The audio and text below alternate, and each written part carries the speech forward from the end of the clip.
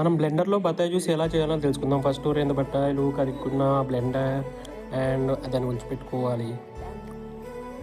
ఒలిచిపెట్టుకున్న తొక్కలు ఎక్కడ పడితే అక్కడ పడిపోతే మేము బ్యాచర్ కొట్టి అలా పడేసాము. మీరు పద్ధతిగా ఇవి పడేసుకోండి. తర్వాత ఒలిచేసిన ముక్కలు దాంట్లో జార్లో వేసుకోవాలి. అలా వేసుకొని మనకి కొన్ని పాలు పోసుకుంటే కొంచెం టేస్టీగా ఉంటుంది. నేను షుగర్ యాడ్ చేయట్లేదు, ఎందుకంటే షుగర్ డైలీ మన బాడీని తినేస్తుంది కాబట్టి షుగర్ మంచిది కాదు. మనం బయటకు వెళ్ళి 100 రూపీస్ పెట్టినా మంచి క్వాలిటీ ఉన్న జ్యూస్ దొరకదో మనం చెప్పలేము. కాబట్టి ఇంట్లో ఇలా చేసుకుంటే మన ఫ్రెండ్స్ మనం అందరం కలిసి తాగొచ్చు, హెల్తీగా ఉండొచ్చు.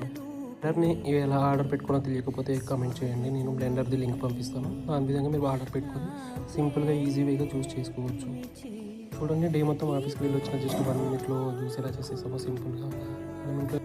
సింపుల్గా మనం కొంచెం కలిసి అది వెంటనే బయటకు వచ్చేస్తుంది. వచ్చిన మూత తీసేసి మనం ఇలా గ్లాసులో పోసుకుంటాం.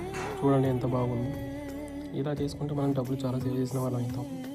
మనం దేనికైనా యూజ్ చేసుకోవచ్చు, డబ్బులు కొనుక్కోవచ్చు.